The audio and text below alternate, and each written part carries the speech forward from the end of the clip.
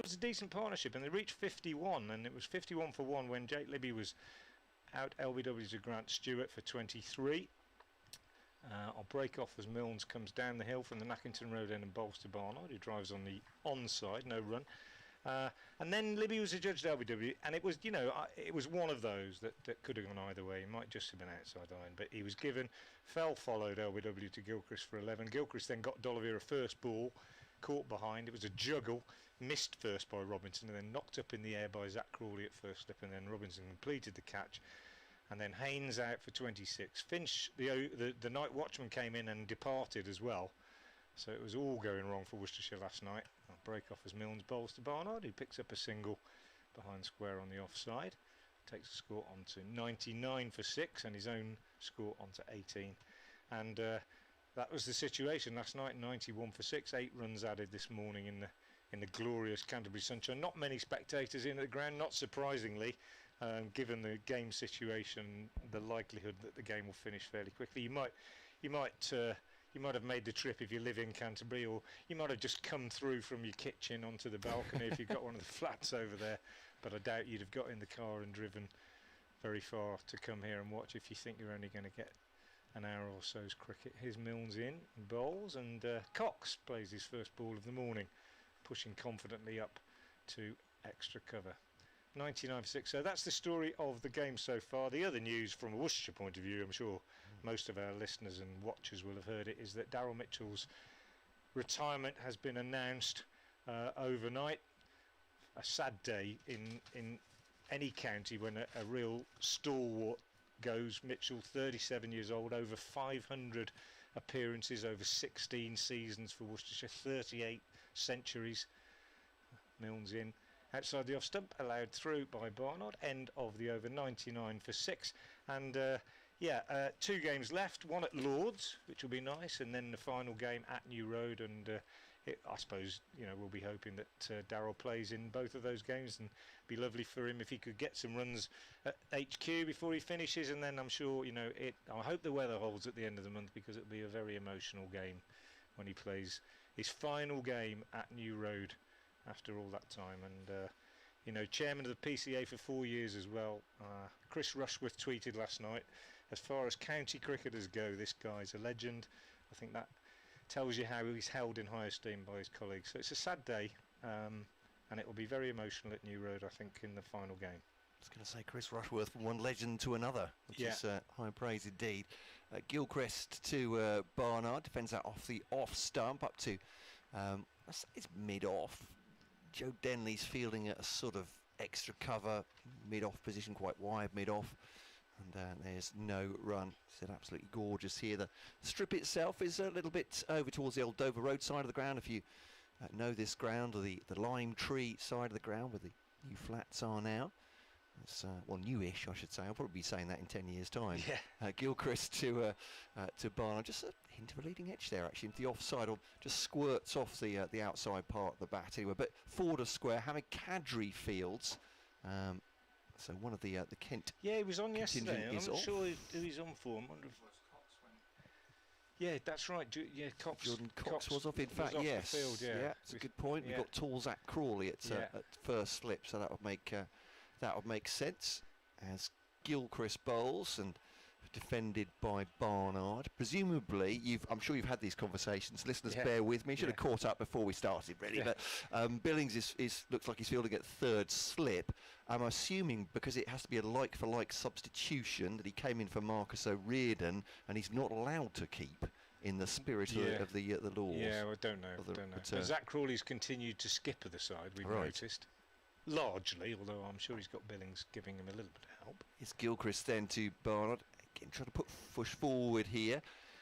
Just a little bit hurried by that. Just keeps getting squared up a bit, playing in front of that pad rather awkwardly, doesn't it? Which suggests a hint of movement away, doesn't it? There was enough, wasn't there, on the first day? I mean, I saw some of it on video, listening to your fine commentary as well. And it didn't seem like it was doing massive, but enough on that first morning to make it really awkward. Exactly how I'd sum it up, Matt. It wasn't extravagant. It's Gilchrist then to Barnard once again. drops it into the offside, just a check into the offside, and it's fielded by Denley in a single there, and the Worcestershire 100 up, and a smattering of applause. From the one Worcestershire supporter. It's one man clapping, not one hand clapping. But I think actually there are a few Worcestershire fans. Yeah. Whether they've stayed or not, I don't know. I saw a few yesterday. You would, surely, wouldn't you? Well, I expect Down they're booked here? in their hotel and it's Or sunny, and maybe up to Whitstable they'll for a nip bit. down to Whitstable, Yeah. if the game finishes early. It's a lovely part of the world here. Here's Gilchrist to...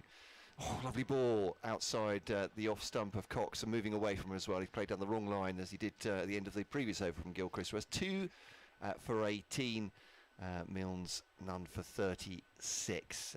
I say that with no competitive element in terms of how beautiful grounds or parts of the country are, because know how beautiful Worcestershire is as well, and the Malvern Hills, etc., etc. So, absolutely. But yeah, I've been saying for the last couple of days how much I enjoy going around the grounds. One of the great things about this privileged position that we have going watching cricket is visiting the grounds of the country, and I'm a real traditionalist. I love the old grounds, and I remember coming here in the days when the lime tree was still inside the boundary, and I took a picture yesterday. I was telling you earlier of the stand to our left, which is it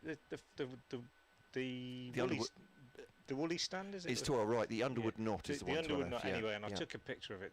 Just to our left here, the rows of sort of cinema seats and the blinds that go up and open out onto the ground at the start of the day. Here's Milnes bowling to Barnard, who's hurried by this one, nips back, takes him on the pad and runs away behind square on the leg side. They're going to go through for one. It's a leg bye, signalled by umpire Hassan Adnan. And I took a picture of that stand and put it on Twitter yesterday and said, what a lovely... They don't make stands like this anymore, and think of the greats that people have seen from sitting in those seats. And I threw in a few names off the top of my head of Kent greats of the past. And it just seems to have been picked up by a lot of people on Twitter as Milnes bowls to Cox. He's taken on the pad, there's no run. Who have just sort of, I don't know, just sort of, I wouldn't say hit a nerve, it's just created the right sort of vibe with somebody, struck a chord, and lots of people have retweeted it and said how much they agree, and it's just, somebody said, please never replace this stand with a modern concrete-based structure sort of thing, and long may it be the case. Lovely, lovely ground this at Canterbury, particularly the end where we're sitting, when you look down from the Nackington Road end, I think. As Milnes is in, bowls, and Cox is taken on the pad. There's a big shout, and he's gone. LBW, first wicket of the morning. Matt Milnes strikes. Looked a really good shout. And Ben Cox is dismissed for 2. So without adding to his overnight total, LBW to the bowling of Matt Milnes, and Worcestershire sliding ever more closely to what looks a pretty inevitable defeat, 101 for 7. And just finally to go back to that comment about the stands, as you go around the country now, more modern grounds are being created, and some of them have got their own qualities, and grounds like the Ageas Bowl, sort of purpose built for cricket. But for me, give me a day on a ground like this, or I don't know, one of the old test grounds, Trent Bridge, Old Trafford. Still love going to Scarborough. Pity we don't go to many out grounds anymore. New Road, of course, I'm spoiled there, but it's a real treat to be here, and I'm just sorry it's being cut short, really, by these flipping Kent bowlers. Yeah, they have been irritating this last couple of weeks, it has to be said, but so we can only apologise for being ungenerous guests at Grace Road and ungenerous hosts here, but thank you. I'm sure a lot of Kent supporters will echo those words, and as much as the redevelopment's happened here, it's been, I think, as sympathetic as possible with the financial concerns as well. Absolutely. But bit of a conversation between Darren Stevens under a wide brim hat. Wait a minute. That's not normal, is it, Alex Hode? I don't think I've ever seen that before. I'm just wondering if it's somebody else wearing a Stevens shirt. No, it is. No, it's him. It's him. There we go. Well, affecting that towards the end of the season. He might have a temperature gauge. When it goes over a certain temperature, the floppy comes out. I can honestly say I've never seen him in a floppy hat before, Darren Stevens. Answers on a postcard, or we'll give out the ways of getting in touch very shortly. Yeah, sorry, it's me, isn't it? Milne's into Leach. First ball is short, and Leach just sways out of the way of it, allows it through to Ollie Robinson. You mentioned Leach's excellent innings in the Royal London Cup against Kent up at New Road. He also played really well in the first innings here, made 38. He only knows one way to play, Joe Leach. Even in circumstances like this, you won't see him trying to block it. He's more likely to stay in for a long time if he actually plays his natural game. Not a slogger by any means, he's a proper batsman, but he likes to get on with it. He's forward to this one, pushing to mid-wicket, and there's no run as the fielding is done there by Grant Stewart.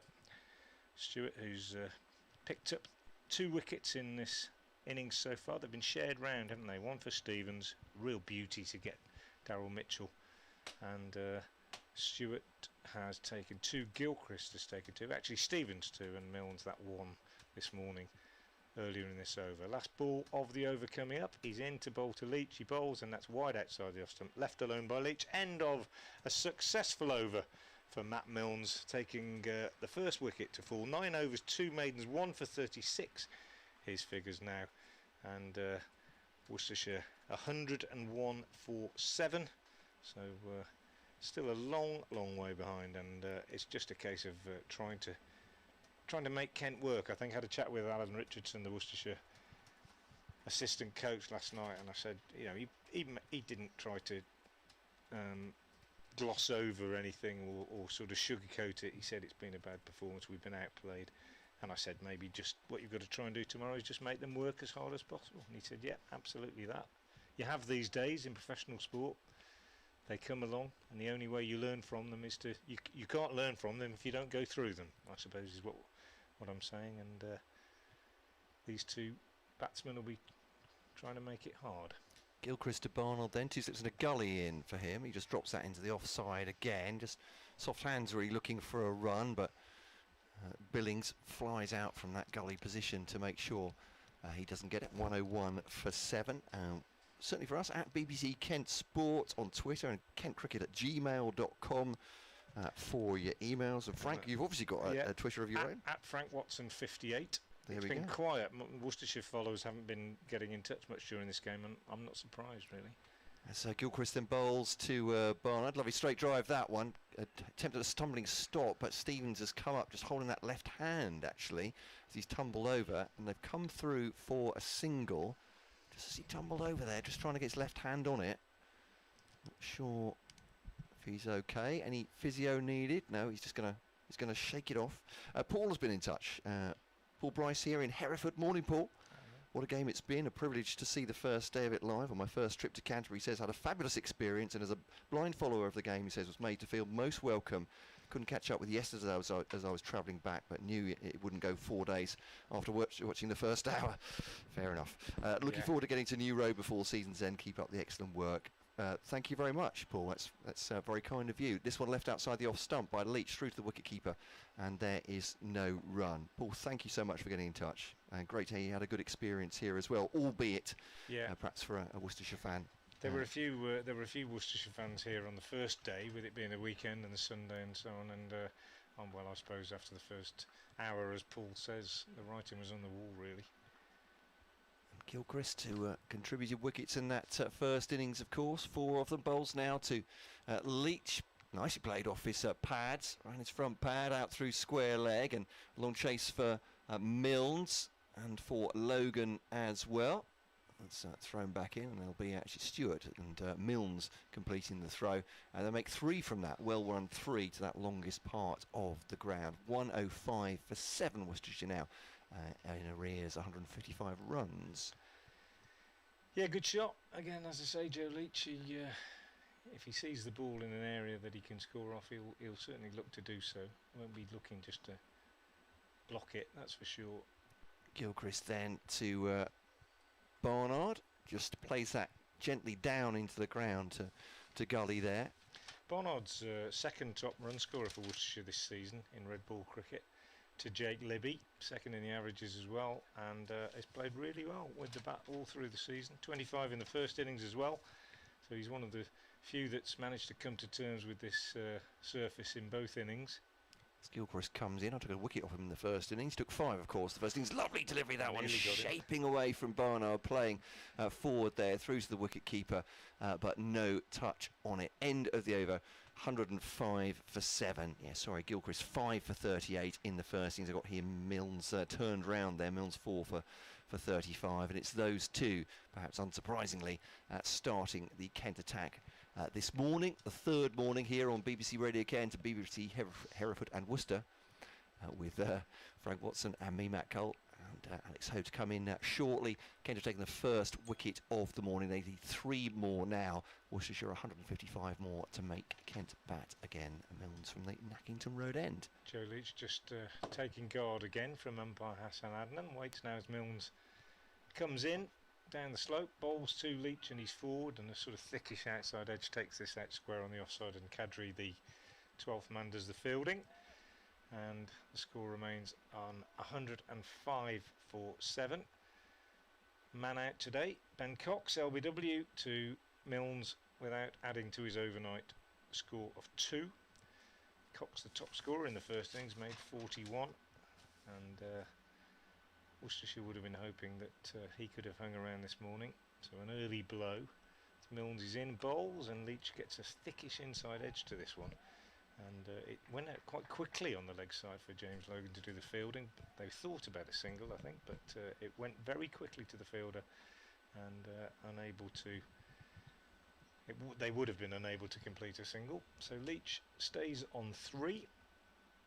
And it's 105 for 7. Glorious, glorious September morning here at the St Lawrence ground, as Leach waits, and Milnes is in and bowls to him wide, and Leach accepts the opportunity to smash that away square on the offside. That's what I mean. If he gets balls that are hittable, Joe Leach, he will hit them. He won't leave them. Many players might have left that in these situations, but Leach just thinks, well, you know, there's 3 runs on offer here, so he throws the bat at it and he smashes it away up the hill to the boundary on the offside. His first boundary goes to 7, and Matt Milnes be a little bit annoyed to have eased the pressure a little bit with that wideish delivery. Comes in now looking to straighten up, and does so. Leach is on the back foot, but runs again here because he's punched it quite firmly between the bowler and mid-off, and he picks up another 2 runs and goes on to 9, brings a total up to Nelson, 111 for 7. Not many spectators in the ground, as I said, and not many people on the balconies of the flats. Actually, they've been highly populated for the last couple of days, just a few people around, but not many, no parasols out. We've looked jealously across there, actually. It's been looked a wonderful place to watch cricket from. As Milnes is in again now and bowls to Leach, who goes for a hook off a bouncer and gets 4 runs, fortunately, because he didn't really get hold of it, but he got a top edge and it went over the keeper's head for 4. So Worcestershire are off Nelson. Leach is into double figures, he's on 13, and he just bears out again the point that I was making, that again, he could have ducked under that, but he accepted the challenge. Just the way he's made as a batsman, I think, Joe Leach, and he profits. 13 off just 10 deliveries in these circumstances seems odd, but I think he's going about things in the right way. As Milnes bowls to him, and this one is pushed away on the onside to short mid-wicket, and it's the end of the over. As Grant Stewart does the fielding. Leach has 13. Barnard has 20. Cox out today, LBW to Milnes for 2. And Worcestershire, having begun the day on 91 for 6, are 115 for 7. Kent said at the end of their game against Leicestershire, not one to be greedy, certainly, but they were stymied for a while by a couple of big partnerships at the end of that Leicestershire innings. And Matt Milnes said afterwards, although he was very pleased to take a lot of wickets, that that was a learning process for them, perhaps in being more ruthless, putting more pressure on. That'll come from the head coach and captain as well. But that might be a case in point with Joe Leach and Ed Barnard here. Both of them very accomplished batsmen. Certainly going to punish anything loose. Let's see what they can do here. This is Gilchrist then bowling to Barnard outside the off stump. Again shaping away, but it's a comfortable leave for Barnard. Leans forward gently through to Ollie Robinson behind the stumps. His captain 2 along from him. So it's Crawley and leaning at the 2 slips, and then Billings more or less at a gully position. Man at deep backward point now, James Logan. As Gilchrist bowls, just played off that leg and middle into the onside, fielded by Stewart, who's fielding it at mid-wicket. Cadry is at cover, then Denley at mid-off, Stevens at mid-on. I'm missing somebody, that'll be Matt Milnes, who's down, as Frank was pointing out, in the shade under pylon 3, his favourite pylon. Yeah. He's a big fan, especially on a hot day when it's the only part of shade on the playing surface. Gilchrist looking slightly accusatory at the ball there, handed to him by Denley. Over the wicket now comes Barnard, to Barnard rather, who plays it into the onside again, just gentle closing of the face. It's fielded once more by Grant Stewart, and the good news perhaps for Worcestershire supporters might be that perhaps one of these 2 bowlers is going to come off in not short order, but in the next couple of overs. The bad news might be that Darren Stevens has just gone through the first of his warm-ups. So, once again, proving himself with the bat for Kent this season as well. When it looked like his powers might have been fading the last couple of seasons, he's come back with a bang this year. Gilchrist to Barnard, slightly short. Good put away though. That'll be 4 runs. No chance for Milnes, who comes out from the shade of pylon 3 and has to chase that down to the boundary. Fine of him. Then that's 4 runs. Is the captain, and Nathan Gilchrist, the bowler, now going to force him out of that area. I wonder. Say, stop sheltering. We need you finer. No, they're leaving him to it. Sam Billings now is looking at the ball as if it's something he stepped in. Not pleased with it. Hands it to the umpire. Scrutiny now. Joe Denley is there. Well, that's good news for Kent. They need Billings and Denley there both to tell the umpire that it's no good. The umpire has. Paul Pollard, he's got that little gauge in his pocket. He used it before, and they come down. Yeah, I think they are going to change the ball. We've had quite a bit of this in this game. I'm going to leave you, Matt, nip off to do an update, and it'll be Alex Hode coming in. Indeed, thank you very much, Frank. We'll be updating BBC Hereford and Worcestershire. Or Hereford and Worcester, I should say. It's quicker. It's slightly easier for me to say as well. 119 for 7, and there is a short break. Well, that's worked very nicely. I don't know if do you need to take the other headset? I'm sure it'll be all fine. There we go. That's good morning to Alex Hode, and a wicket for Kent. Beautiful sunny skies. It's not too bad a morning for Kent supporters, I suppose. Absolutely not. This is living. Good morning, Matt. Thank you very much for letting me come back. It's this is glorious. This is the best day I've seen all summer at Canterbury. It's just a shame that we probably won't get a full day of playing here to enjoy it. It's really, really positive start from Kent. I'm sure that they'd have wanted, in the same way as we were talking yesterday morning, Worcestershire would have been desperate to get a couple of wickets in that first hour. Kent would have been desperate to try and take advantage of any slight bit of moisture in the pitch in the first hour, the early start, any advantages they can find. Worcestershire sticking around for a moment though. It's they're not going to make it easy, and that's all you can really ask. You want them to show a little bit of fight, I guess, if you're one of the Worcestershire fans in the ground today or listening in as well. Yeah, Joe Leach has taken the batting helmet off. He's not been in there very long, but it's warm enough to make it. Well, it's warm enough in the commentary box, but we've probably told you how many times have we told you, listen to Kent commentaries, that basically this is a greenhouse. We should get tomatoes in here one year to see how well they do, but perhaps not this summer actually, as it's not exactly been. No, I mean this is an Indian summer as well. It's September. It feels like late July. It does indeed. As Gilchrist bowls to Barnard, defends that off the off stump, and there's no run. And 119 for 7, coming near the end of the over. I'm just going to adjust your mic just very quickly here, Alex, to get it closer to you. There we go. Which I hope will. And professional as always. Well, there's it's one of the very few things I could do technically. Anything else goes wrong, we're in your hands. A bit of a delay between this next ball as well. I think everyone's had a good look at the ball from a Kent point of view, but it's back with Gilchrist now, bowling to to Barnard into the offside, and there's no run.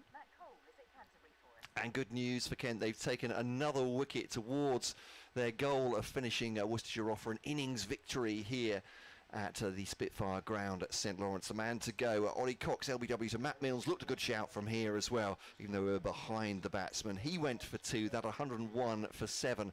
Worcestershire then 119 for 7 now. Joe Leach, who batted well in the first innings, has 13. Barnard has 24. But Worcestershire, a measure of how far Kent have got themselves ahead in the first 2 days, are 141 runs short just of making Kent bat again. So Kent hoping to wrap it up in the first session of the third day to make it back-to-back victories in the county championship. Worcestershire hoping to be obdurate and stubborn with their tail end the second innings around. So Worcestershire 119 for 7 here at Canterbury. Commentary continuing via the BBC Sport website and app.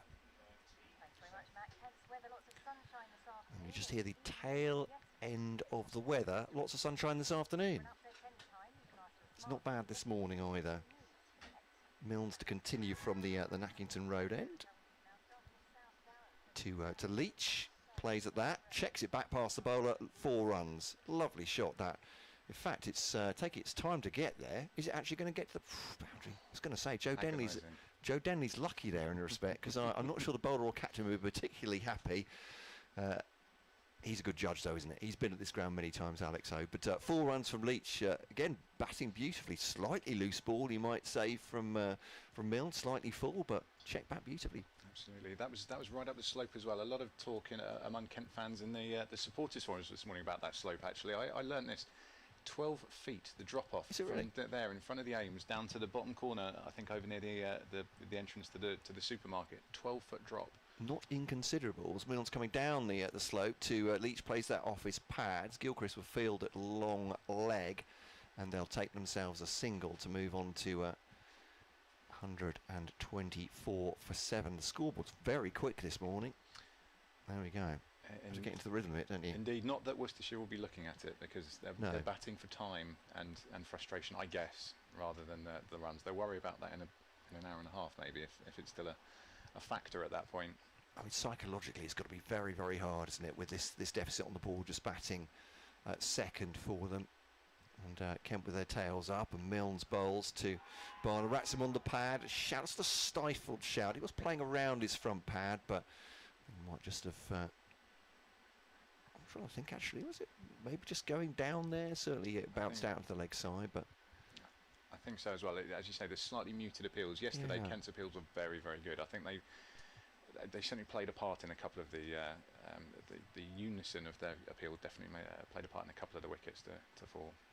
I was making this point a few games ago, actually, that perhaps they are not the most vociferous appealers, but perhaps they're just up in their game in the psychological warfare. That's a great delivery. Has beaten the batsman that time coming forward, and we're not in line with the stumps, unfortunately. We're down at third man, but of the two, that one was more convincing, and Milnes liked that one more. But again, it might have just impacted outside the line of the off stump, perhaps. That one looked like a decent height. I'd say that looks right from my point of view as well. Yeah, there were a couple of decisions that took some time yesterday. I think good couple of seconds. I think Libby's perhaps was a 2 or 3 second delay, agonising for him and for us watching on as well. But not this time. But that's 2 appeals in a row. We will see what he comes up with this time. Yeah, he's beaten the bat twice, Matt Milnes. That's for certain. Outside the off stump, this one just leaving Barnard, but also he leaves it. So a ball to come of Matt Milnes' 11th over. He has 1 for 51. Relatively expensive for him as well. I was saying, well, I've said it all season really. He's been improving year on year with his economy, but just taking a bit more of a liking to him, perhaps. I think Worcestershire have taken advantage of the loose ones. Basically, there were a couple of streaky 4s late last night, and a couple of good shots actually this morning from slightly looser ones from him. So yeah, it looks expensive compared to some of the others, because they were all trying to outdo each other yesterday evening.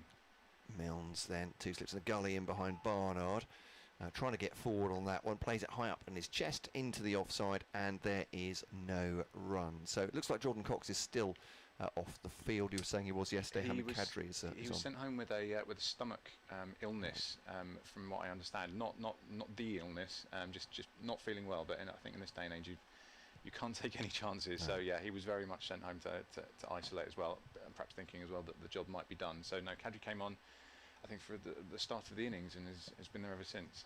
It's a good fielder, Hamid Kadri, as well. I'm particularly impressed, by the way, in Kent's recruitment. The bowlers they brought in have all been really good across the ground as well. I think of the likes of Milnes. Gilchrist is a good fielder as well. Logan even. I say even, but I mean he was picked up on a very short term. Shirt torn. Shirt torn. Maybe even. Who knows? Wishes what today? Get the breeze in. This is Gilchrist there bowling. Oh, it's an edge, but low from Leach. 2 bounces to Leaning, who parries it to Gully by Billings, but a little bit of success for the bowler there as well. Just a sight in that last Milnes over as well, piercing the defence of Barnard. They'll get a little bit of encouragement from that. Absolutely. I mean, I quite enjoy watching these Kent bowlers because they're all trying to outdo each other. Last night you had Grant Stewart, you had Darren Stevens, you had Gilchrist and Milnes as well, and they were all sort of getting in the wickets. And I think Milnes felt a bit left out. That was his first one this morning. There's only a few left to play for. It's Gilchrist then to bowl. Driven all past Gully. Sharp chance for Billings, who's dived at it. And Barnard has driven that one just outside the off stump. Head in hands for Nathan Gilchrist. Billings at Gully going to his left. To be honest, if he's third slip, that would have been a much easier catch. Easier to say that now, but had to dive to his left. If he pulled it off, it would have been one of the catches of the season, if not the decade. But it was one of those that flashed past his left hand, even though he dived at it. And we saw him jumping inside and out actually yesterday, from kind of third slip to outside to kind of fourth, and back when a couple of I think with Milnes, a couple of streaky falls went through there, and yes, unfortunately, if anyone could have got that, it would have been Sam Billings probably anyway. So it was a very tough chance. Yeah, actually, I suppose at an orthodox third slip position, it still would have been a bit of a dive to his right, wouldn't it? It did. He had it hard, Barnard. A change in the field. It looks like Logan is going to go back to a third man, a fairly square third man, if you like. So might call it deep backward point, but in front of the new lime tree. Billings and Crawley both offering advice. Billings said, "Do you want me to go wider?" I think Gilchrist said yes, and Logan's coming round, and the umpire, Paul Pollard, has to stop him because then Logan has taken a bit of a wander round square himself. They've not quite settled on a field yet, Kent. It feels a bit like too many cooks at this point, but they just want to get it absolutely right. Well, there's several captains as well. That's true. You need to consult. It's a lot of advice. Gilchrist to Barnard, wraps him on the thigh pad. This one again gets through the defence, and there's no run. So Frank was saying that Zach Crawley still is the captain on the field, but obviously Sam Billings is going to have an opinion. And you would think so. Whether that's official, I'm not entirely sure, but yes, I can't imagine that he wouldn't be. He was definitely, Zach was giving the instructions yesterday, and at one point pointing Bilbo across, which I'm sure he enjoyed doing as well. I think officially he would have to stay captain, Crawley, would he not? Full length delivery this one. It's played into the offside, and there's no run defended by Barnard. I think of the nature of the spirit of those substitution rules. So talking to the match referee afterwards, presumably it will be Zach Crawley rather than Sam Billings. Yes, yeah. So from my understanding, that I think you were right earlier to say he can't take the gloves, but he could, I think, captain. He could captain. Oh, I right, think okay. these are so complex, these rules, and I mean, you never need them apart from very occasional circumstances like this. Gilchrist then to bowl. Oh, it kept low just outside the off stump. That was close for Barnard, who has left it, but that felt very close to the off peg to me. Gilchrist staring in disbelief. Yes, it's not the kind of thing you want to see on a hot day. You don't really want to be in for any more toil than you have to. That could have been a very usefully timed breakthrough. Yeah, I mean, from Barnard's point of view, he'd like nice regular bounce, perhaps get himself at a landmark of 50, or even push it up towards a ton today, punish Kent a little bit in the field, bat for his own pride, as you say. One's scooting low, that one's beaten him outside the off stump. He's played down an inside line, put it that way, but to me, he's either left that, it's certainly moved away from him. 129 for 7. I'll give him the benefit of the doubt. He's deliberately played inside that. But still 131 in arrears. Worcestershire 131 short of making Kent bat again. Yeah, I think you're right to say he'll have set himself some little targets. This is a test of character, really. With a game like this, it feels very much like a dead rubber, but you want to show that you have the character to actually put in a performance to earn your money, as the fans would like to say, I'm sure. And just it's professional pride, really. You don't want to go gently into the night. You want to. I mean, they've got a lunch. I feel for the caterers here. What do they do? Do they start preparing lunch for the players? These things that don't get thought about. I'm pretty sure Worcestershire would want to enjoy their free lunch before getting on a bus at any point this afternoon. That's my take on it. I think that's probably their target. If they can make that happen, they'll see it as some kind of a small victory. I think any club or village cricketer would definitely agree with you there. You don't want to go before there's an opportunity to eat. Stevens is going to come on at the Nackington Road end then to replace Matt Milnes. 2 for 28 for Stevens so far. Got himself a 60 in the first innings with a bat as well. And Frank was very, very gracious. I think we're probably right in saying that he's a cult phenomena, isn't he, Darren Stevens? And cricket fans who... He came up yesterday in conversation a couple of times, I must say. His dismissal of Mitchell was absolutely classic, Steve-O. As Bolster Leach comes down the pitch to him and pushes him into the offside. And I have to say, that's an approach that many have tried against Darren Stevens, charging him. It doesn't always work, and usually it means that the wicketkeeper will come up to the stumps fairly shortly. But when you say a classic Darren Stevens dismissal... Yeah, it was just a complete nice little bit of late movement as well. That's something that you just wouldn't expect. It kind of angled it in and then kind of kept on straight onto off stump. It was, yeah, we've seen it plenty of times. Plenty of people felt embarrassed by it. He niggles at you, leaves it outside the off stump. Does Leach this time? No, 2 slips in. 2 men on the drive, fairly close to the pitch as well. Denley is one of them, just taking that high from Ollie Robinson as he threw it back to relay it. And then Billings is the man on the onside. I'm sure Kent fans will be pleased to see Darren Stevens bowling, actually. I was when he was shaking his hand, and he spent a couple of minutes looking at it after that tumble. It was the left hand, fortunately. Down the pitch comes Leach, and he's flayed him away through the offside. That'll be 4 runs. And lovely shot that. Aggressive as well. And for spectators and listeners alike, Joe Leach is going to be fun out there. He loves to play his shots. 133 for 7. He's on a 23 from 17 balls. You could see when he was bowling yesterday, Leach. He kind of carries the world on those broad shoulders. He had, I think it's fair to say, a little bit of bad luck with a couple of chances yesterday when Kent were kind of really turning the screw. And I'm pretty sure this is going to be him just being defiant, doing whatever he can to just try and punish Kent for the last couple of days, really, which is the spirit that I guess that Worcestershire want to see. Yeah, absolutely. Worcestershire supporters would. Or want it, if not demand it, certainly from their side. It's been a difficult couple of days for them so far. Stevens bowling to Leach. Plenty of miles between the two of these. I'm sure they won't mind me saying this. It's defended back at the bowler. Stevens holds the pose as if he's going to try and throw the stumps down at the striker's end.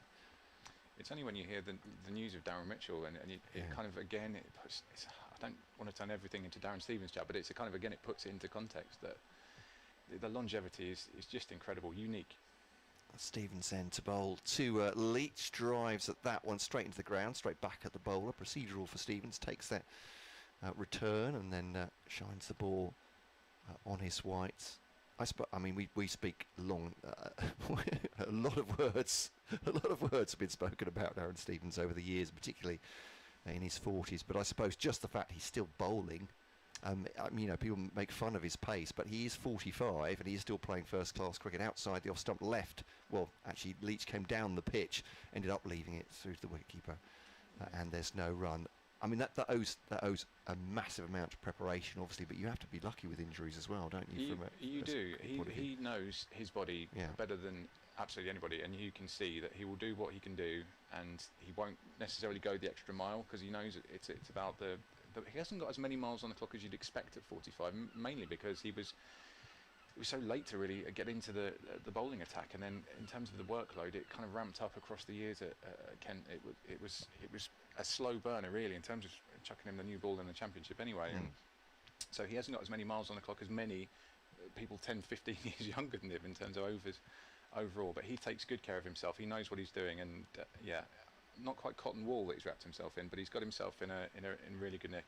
Looking forward to next year, I'm sure, already as well. Yeah, Gilchrist to Barnard, nibbling away from the right-hander there through to the wicket-keeper. Gilchrist is teasing him there.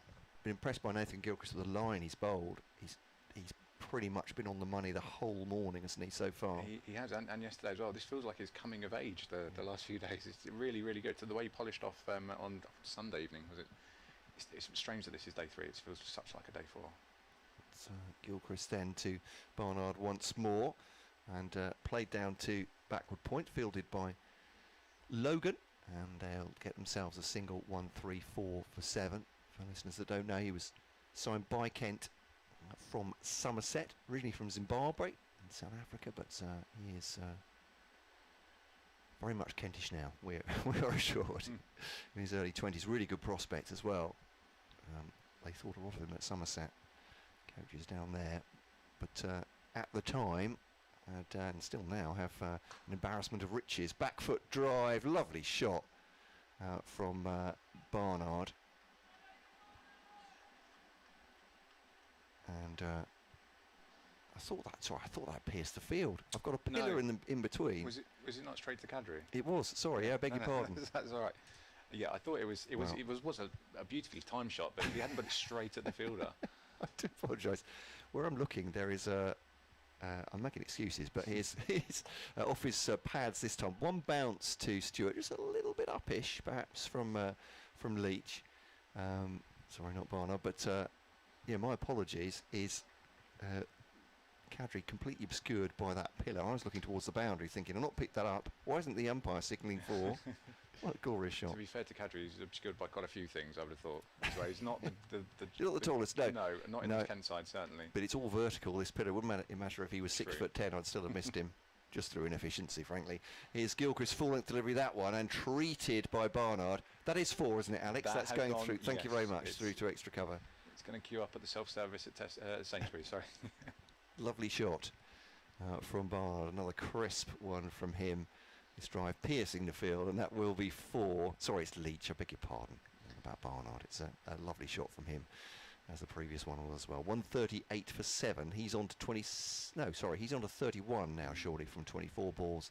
The scoreboard just taking a second. Oh, I think I'm right in saying he has more runs than 27 at this point.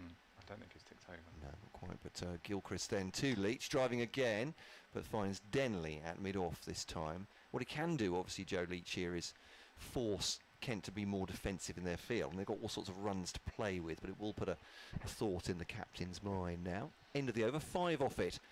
Worcestershire 138 for 7. The one-man fall this morning on BBC Radio Kent and BBC Hereford and Worcester. Ollie Cox, LBW to Matt Milnes at 4-2. That at 101 for 7. They resumed at 91 for 6.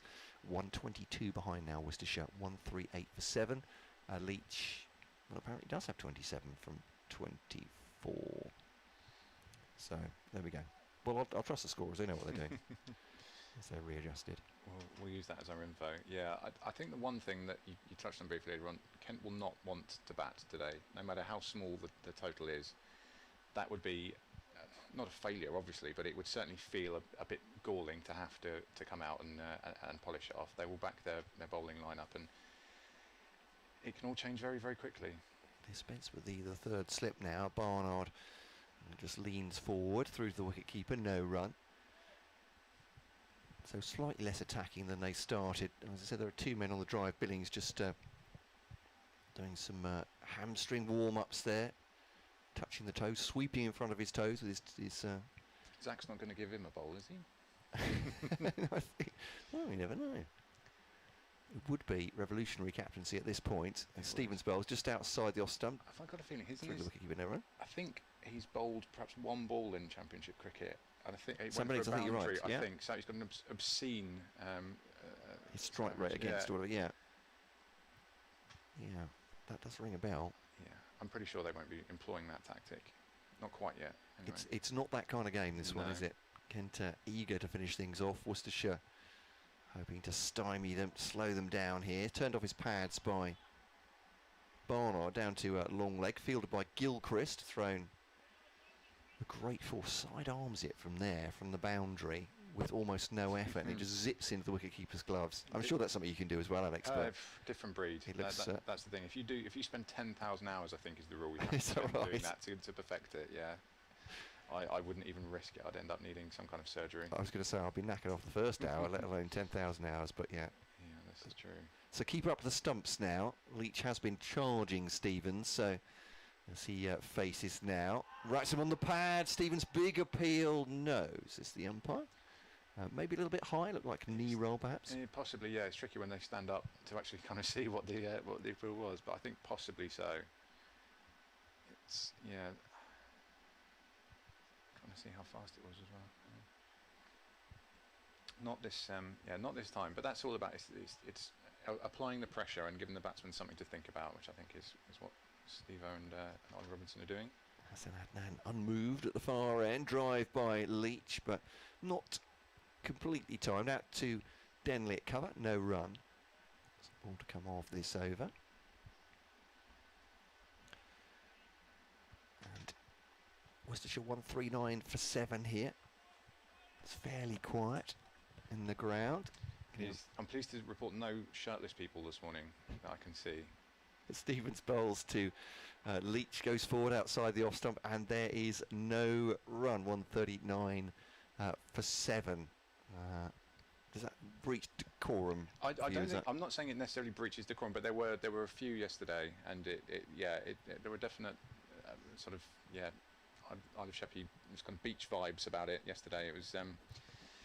I mean, it was nice. If a frozen pina colada stand would have gone down a treat as well. But this was at start of play, so 10:30 yesterday morning as well. I think perhaps they got a little bit too much sun yesterday and haven't come back today. Commitment to tanning, that is. But as Frank was reminding, you can get even through these windows that we've got. You can get. I really should have worn white today rather than dark blue. It's absorbing all the heat, unfortunately. Yeah, but again, you can get UV rays through these through windows as well. So you can. We have to watch out even inside. So I have outside cream as well today. Good man. Yeah, that's why I'm very shiny.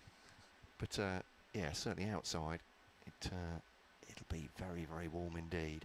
Stewart to come on for Gilchrist at this end. Bowls to Barnard, who just plays that with very soft hands down to Gully, and Sam Bennings, no run. Stewart was very good, I thought, last evening as well.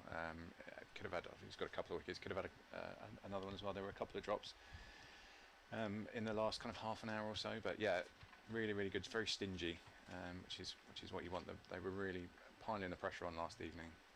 Yeah, bowled well at Leicestershire as well, and it's easy to forget a lot of these Kent players have been coming back from injuries as well, haven't they? Stewart's not really had a proper bowl before these 2 games for a long time. Driven past the man at mid-off. Having said that, he's erred on the side of fullness, and that's a lovely crisp shot from Barnard. He's on a 34.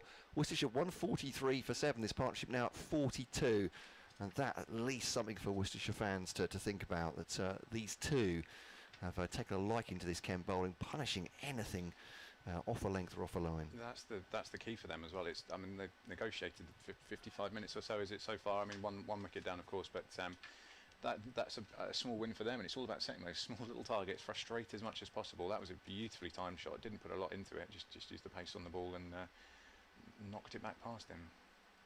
So Stewart then to bowl to Barnard. That one is a little bit loose outside off stump, and that's been well, not quite timed actually through the offside. He's tried to drive that past is it Joe Denley out there trying to make the stop, but they'll come back for 2 anyway.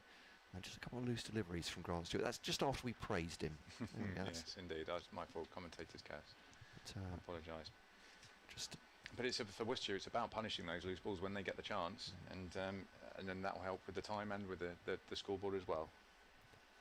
Stewart only played the first 2 county championship games, and then none in the rest of the qualifying series as he was injured. Oh, that's a better ball on off stump. And treated with respect by Barnard. Defended no run. 5-month break essentially, which is just crazy. If you think about the calendar's crazy as it is, but to go that long in between, it's almost like a winter break. It's a very long time indeed, and not surprising that bowlers need time to pick up their rhythm. I think Harry Podmore's been the same as well. Had that side injury, a very serious side injury at the start of the season. As you say, there's been breaks in county championship, but also hasn't been fit to play. It's Stewart then. It's off the pads and down for 4. No, it's buys. It's missed everything down the leg side. And everyone is staring at everyone else at this point. Stewart's staring at the batsman. Barnard staring at the boundary. The umpire is unmoved as well. Just seems like no one moved after that ball had been bowled. There was no appeal, so Stewart's not ruefully thinking that should have been out. It's, yeah, it was given byes. It's missed absolutely everything. So the ball's disappeared as well. I think there's a couple of players over there. Has it gone under the covers? I think. Yeah, I think it's Zach Crawley, who eventually the captain has taken the responsibility to go and get it. He's got long arms. So there is. That's true. There is at least some movement now, and Sam Billings has just come up to talk to Grant Stewart, but it was a weird kind of hold, that wasn't it? Yeah. I mean, it's 4 byes, gentlemen. Yeah. I don't know what more anyone needs to say, but Stewart just stood there, glowering. It seemed at either the batsman or the pitch or something, and now Billings has come for a brief chat with the Italian Australian, and hands on hips from Stewart. It's been a loose over, to be fair. The first ball was absolutely on the money. The fourth ball wasn't bad, but a 4 and a 2, punished by Barnard for loose deliveries there, and that one's gone for 4 byes. So Pat Stewart just frustrated with himself, so just need a kind word in his ear. I think that, and there'll be that ever so slight itch in the back of the brain of just the scoreboard is actually ticking over as well, and to the point where nobody they might have tea times booked this afternoon. Who knows what the guys have planned? A pub garden. They won't want that reality taken away from them. Ball left of Stewart's first over, so it's been brought back in, and that's just nudged into the offside, but timed beautifully, scorching away on the outfield. Canterbury will pick it up short of the boundary though, but they come back for a very comfortable 2. 150 up for Worcestershire as well, 48 overs in total, and they've made a good fist of it after losing Ollie Cox for 2 this morning at 101 for 7. They've now put on another 49 runs, 27 for Leach, 19 for Barnard. 50 runs, I think, for the 50 runs. Sorry, yes, indeed, which is exactly what their first target would have been when of course, Leach walked out there. And I feel this does feel like very much like kind of last chance saloon for Worcestershire. This partnership. I don't know. There's a lot more to come after this. I think it's Baker, and I think this is it. The game is very much here, and so the longer that they can prolong it, I mean, 50 runs is very handy. It's still a long way. They won't necessarily be thinking about another 110 at the moment, but they've just got to keep doing what they're doing and pick off the bad balls, just accumulate when you can. Don't play any silly shots, no risks, and and just show a little bit of fight. And I'm pretty sure that that's exactly what the Worcestershire fans listening will be looking forward to. I think certainly from a Kent point of view, I suppose Stewart will be thinking the other bowlers have kept it tight as well, and he's just gone a bit loose in that over. I think there's more off that over than he conceded last night, actually, right. Which is, from a personal pride point of view, not particularly great. No. And also there's other things floating around in Kent cricket at the moment. This is an audition for everybody to show what they can do before next weekend, and he'll absolutely be wanting to show that he's on the money, in good form and fit. You mentioned Podmore. I think took a couple for the seconds yesterday in the game against Essex as well. It looks like he's bowled pretty tightly. Podmore as Stevens full length delivery to Leach, steers it out backward a square. Kadri doesn't have to stop it going towards the boundary, then recovers and gets back to his feet with the ball, throws it into the wicket keeper. Leach isn't moving. Keeper up to the stumps again. Be a half-past update for BBC Radio Kent listeners. Then Frank Watson will join Alex Hode here on the commentary as Stevens then bowls to Leach, drives that one up to mid-off, and there is no run. Yeah, absolutely, this is the partnership they want to break, and both these two looking, they've had their worries with Gilchrist and Milnes nagging at them, but otherwise they've done pretty well, I'd say. A couple of LBW appeals, but you can't gainsay 50 on the board. It doesn't come by accident. Here's Stevens to Leach outside the off stump, leaves that one, the one nipping away from the right-hander. Some good shots in there as well, actually, from both of them in terms of the timing of it, and conditions aren't the easiest coming out of the September morning, 11 o'clock in the morning. It takes a little bit of time to get up to speed, but they seem to be pretty settled at the moment. This is a commentator's curse for you. Well, but aren't great demons in the pitch. You're going to have to work hard here, Ken. Outside the off stump again. Stevens using his wiles, his guile to try and get rid of Leach. These two will have faced each other number of times over the years. Though Joe Leach obviously an experienced cricketer, but as you say, with Daryl Mitchell rather, it's conflating the two of them together. Absolutely. Frank, I think, had a great stat about, I'm sure the first time that they faced each other was a very long time ago. Yeah. I was probably at school. He's 38, Daryl Mitchell, is that right? But So, yeah, so still giving 7 years to Stevens, but goes back to his mark after that one was defended at him. I think he's. I think it was 38 centuries for Mitchell as well. If that puts into context, Darren Stevens as well is not that far behind, and they are different, very much a different type of player as well. Aren't we lucky, Matt? Mitchell, yeah, absolutely. One of Worcestershire fans as well, with Daryl Mitchell, who's got a mountain of runs. Oh, lovely ball from Stevens. That one just getting a bit of lift as well outside the off stump. End of the over. A maiden for Stevens, 2 for 33. I was going to update for BBC Radio Kent, but there were 2, probably 3 seasons, weren't there, when Mitchell was just scoring mountains and mountains of runs, and then came the ask, as why isn't he getting a call up for England? And we've seen those conversations. Much like Stevens. Yeah, well, that as well. Yeah, the age is counting against him, but yeah, no social media campaign that I'm aware of, though. I think Steve-O's got it a little bit better, the PR. Perhaps they should have done. 151 for 7 then. Update come from BBC Radio Kent radio listeners. That's online commentary.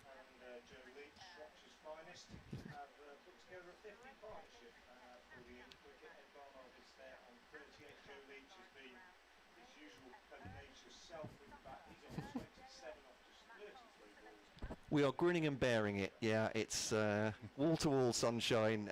Kent look like they're closing in on a victory, but apart from that, it's all right. Here's Stewart bowling just outside the off-stump to Barnard. They have taken another wicket since you last joined us, Jules. So Ollie Cox going LBW to Matt Milnes 4-2. But since then, the partnership out there at the moment have put on 50, so some stubborn resistance from Ed Barnard on 38. And Joe Leach for 27, the last real recognised batsman of this Worcestershire lineup into the tail after that. So Kent are doing okay. They're having to work hard for it this morning, and well done to Worcestershire, showing some real spirit this morning as well to hold them up for this long. But 3 wickets short of making an innings victory as this next ball's defended into the offside for a dot ball.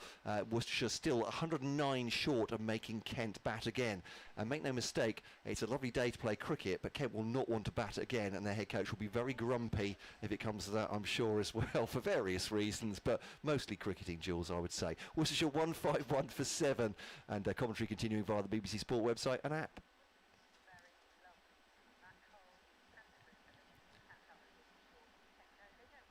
And Stewart to Barnard, just bats that in towards his feet. Doesn't go far off the pitch, and there is no run. Stewart's definitely trying to, tightening up a little bit, Yeah. I think, after his last He was a bit turn. loose, yeah. He's had a little stern word with himself, and seems to have got the line back somewhat. I'll touch him wood, there we go. Yeah, I definitely thought that when Sam Bennings came over, it wasn't a hairdryer, it was the arm around the shoulder, wasn't it? I Yeah. think Stewart was frustrated with himself. That was the... That's good. after he Occasional sprayed the ball. captaincy, but it's one of the things, stick or carrot sometimes. There you go.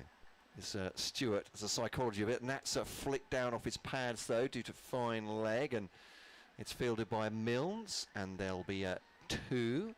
And we're getting musical accompaniment right now from Mabel, is that right? You're down with the kids now. I'm not entirely sure. I think you're right, actually. But we had Robbie Williams yesterday for a good 5 minutes. It was really tricky. Well, we'll let her sing us through these last 2 balls from Grant Stewart. Then Frank Watson will join you, Alex, here. And I'll call the studio and tell them, put in your requests for other tunes. How about that? If that's okay. That's probably what you wanted, was it? As that one's angled past Stevens at a wide mid-on. And it'll be 2 at least. It might run away for 4 off on that practice strips. It will do. Stevens given very little chance in the last few yards by those strips. And Stewart again just looking a little bit loose. Although that wasn't a boundary. I'd never thought that was a boundary from the moment it left the bat, and it just seemed to kind of pick up pace. And it's obviously Steve-O fresh off and over as well. It's just that is unfortunately the only. I think they ran 3 anyway in the time it took to get to the boundary rope. Well, good for them. He didn't just stand and admire it, as you say. It didn't look like a boundary shot. well angled as it was, beating the fielder. But yeah, once you get down to these practice strips here, not only does it bobble around, but it seems to gain pace as well. Yeah. Steve-O has Like just thrown the ball back to him with a pretty stern word saying, "Don't allow that to happen again." I think. And if that doesn't make him bowl better, who knows what will. This one's a little bit shorter outside the off stump. Barnard's frustrated with himself trying to crash that through the offside. End of the over, 157.47 here on BBC Radio Kent, BBC Hereford and Worcestershire. A deficit of 103. That's to make Kent bat again here, something they assuredly don't want to do, but good resistance here. 44 Barnard, 27 Leach. I'll leave you with Alex Hode, shortly be joined by Frank Watson. Absolutely. We have Darren Stevens has his magic towel that we saw late yesterday afternoon. I think Matt Quinn's brought it out for him again. It worked for him then, and we will see if it works for him again.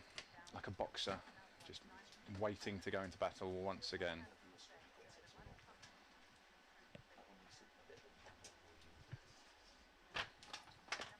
It's a very slow trudge up to the Nackington Road end this time, having just given a 40-yard chase, I would have thought, to the boundary, a fruitless 40-yard chase as well. The last thing he would have wanted, one ball before he's over. So it's a slow trudge up to the Nackington Road end, but he is at his mark now. And in he comes from the Nackington Road end and bowls to Leach, who lets that go outside the stump. Ollie Robinson standing up to the stumps, takes it. Yeah, I like the way that Darren Stevens has reached that legendary status in county cricket where he can be very slow chasing one back to the boundary. It goes for 4, and when he goes back up, instead of the bowler giving him a rollicking for being slow, he gives the bowler a rollicking for being hit through mid-wicket. Yeah, It takes a certain level of respect to get that kind of status. He bowls now to Leach, and he pushes out on the onside, fielded at mid-wicket, and there's no run. 157 for 7, so these two have added 56 so far for this 8th wicket. Good effort by the pair. Barnard's played very sensibly and in measured fashion, and Leach has been his usual positive self. It's Leach on strike now, as Stevens is in, bowls outside the off stump again, left alone, taken or not taken by Ollie Robinson, dropped by Robinson, kept a bit low outside the off stump, and there's no addition. So yeah, good effort by these two. I said earlier that I thought Worcestershire's plan this morning would be simply to make it hard for Kent. I don't think they'd have set out with a realistic expectation of a certain figure or whatever, but they'd have said, let's go out and make it hard for them. Stevens bowls again, left alone outside the off stump. I think these two, the psychology of them, I think that is very much it, isn't it? Yeah. Just make them work and show it. You've got to set an example as well to some of you've got young kids that are kind of in the squad that have travelled down, and you want to show the right, set the right tone and show them the levels and standards that are expected. Yeah. Well, Joe Leach and Ned Barnard both very determined cricketers. There's no doubt about that. In comes Stevens outside the off stump, left alone by Leach again. Both Shrewsbury schoolboys. Ed Barnard's father, Andy, ran the cricket at Shrewsbury for many years, produced lots of good players that have gone on to great things, including these two, Jimmy Taylor, little Jimmy Taylor. Joe Hart at one time, the goalkeeper, was in the Worcestershire Academy and went through the sort of Shrewsbury mini sort of satellite academy that Worcestershire have up there in Shropshire. In comes Leach, Stevens again, bowls to Leach. That one beats him, kept a bit low, not taken by Stevens again, drops out on the offside. End of a maiden from Darren Stevens, 16 overs, 7 maidens, 2 for 33. But yeah, going back to that, Worcestershire have mined a kind of fairly prosperous seam in Shropshire over the years. Dylan Pennington's another Shropshire boy, and these two, Joe Clark is another one that comes from that part of the world, up from Oswestry, who's moved on now. But these two very much, very proud Salopians actually, but fighting for the pairs today with the green helmets on and having a chat now in the middle of the field. Both very determined cricketers in their own way. Ed's a little bit quieter, goes about things in very calm and measured fashion. Joe, as you said, you know, the big broad shoulders, he's a bullish kind of cricketer who really takes it to the opposition, and well, they've done a good job. I hope I haven't built them up too much, but when we lost that early wicket this morning, when Cox was out, I think people thought this might be over very quickly, but they've made them work, haven't they? Yeah, that's the game plan. Absolutely, frustrate and prolong, and just do whatever you can to get through. It's a hot day to be spending on the coach as well. They don't want to do it before they have to. Grant Stewart from the pavilion end bowls to Barnard, and I did it, didn't I? Oh my goodness.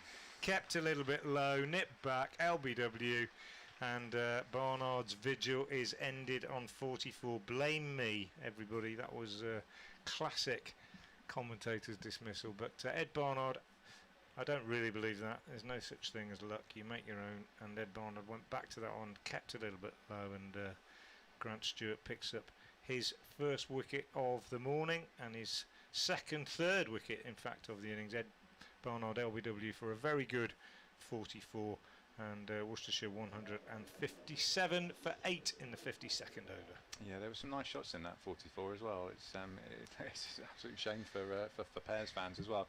For Grant Stewart, that's slightly different. I think it's probably the best ball. He got a bit of assistance, I think, in a keeping low, but I think it's probably the best ball he's bowled this morning. More reminiscent of his spell last evening than this morning, where he has looked a little bit slow to wake up. Yeah, not suggesting that it's shot along the ground by any means, but maybe just kept a little bit low, nipped back, and it looked a decent shout, didn't it? And Ed Barnard's gone, but yeah, played well in the first innings too. Played well all season actually, and he's on his way for 44. And Worcestershire, well, they're staring down the barrel now, aren't they? 157 for 8. I've already received one message blaming me for that dismissal. I know, I can't. I'm sorry. We all do it, but they were playing so well. Josh Baker's the new man. Young left-arm spinner is impressed in this game. Actually, he's got his first England player, didn't he, yesterday when he got Billings caught in the deep. Bowled nicely, 3 for 76, and he's not the worst batsman in the world, but he won't have been in many more difficult situations than this. Only been playing at this level for a few weeks, and coming in at number 10 with Adam Finch having come in as night watchman. Otherwise, Baker would have been 9. Tall man. 6'3", 6'4", taking guard, and it's a difficult situation. He was out in the first innings, leaving a ball which clattered into his stumps. Second ball, so the butterflies will be churning as he waits now for Stewart, who moves away from us. Past umpire Pollard bowls, and Baker plays a good, solid-looking defensive shot back to the bowler.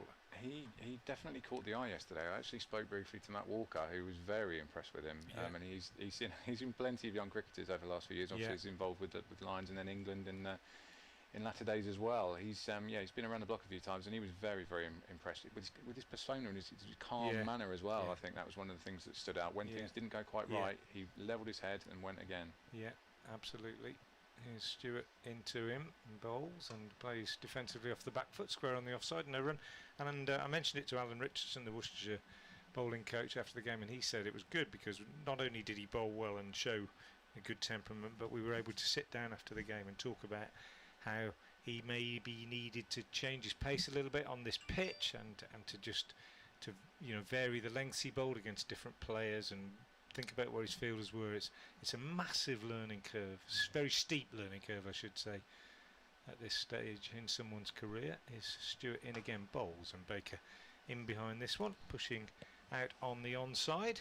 It shows the value of having this cricket in September as well, particularly for a spinner, I guess. That having the weather as it is at the moment, having 3 games at this kind of block at the end of the season as well, it's definitely something to. Well, 4 games, I suppose it is.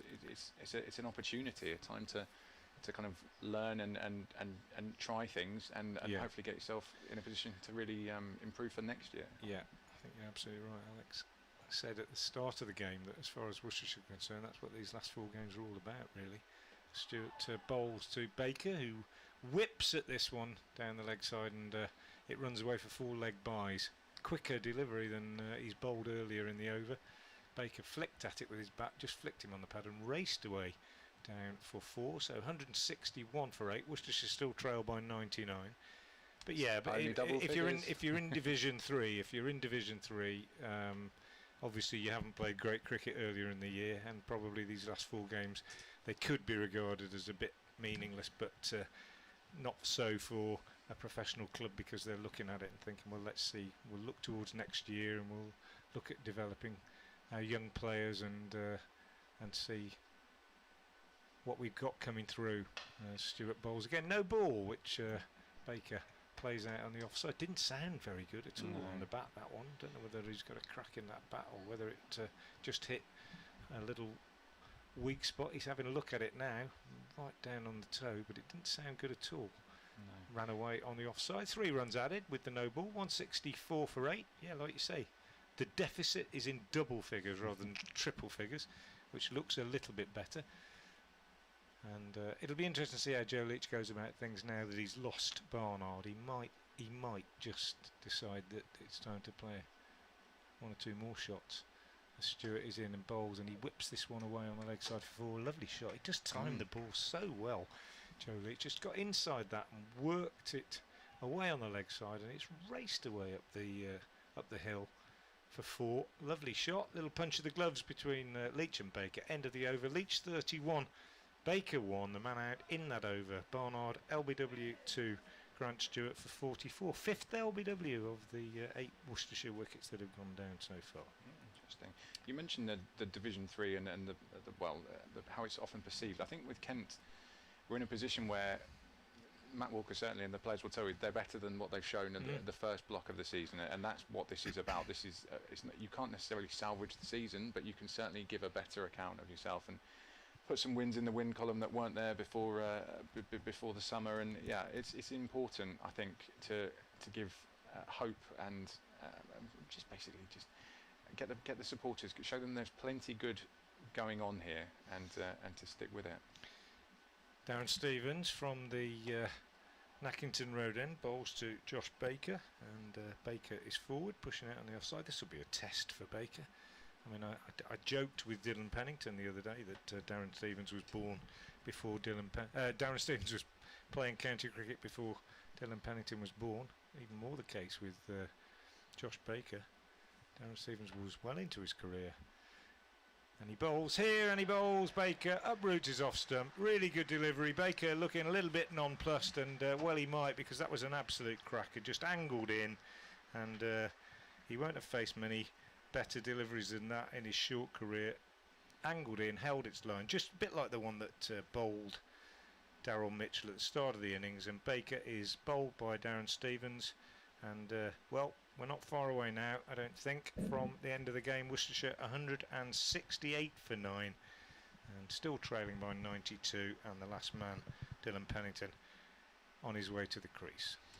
Yeah, he won't have faced many like that before, and he may not face them again as well. That's the thing. Who knows how long Darren Stevens is going to be around bowling balls like that? And certainly next year, we're who knows beyond that. But it's a rare thing to come up against. So it's definitely a learning curve and an opportunity for him. And he's got plenty to think about going back into the hutch.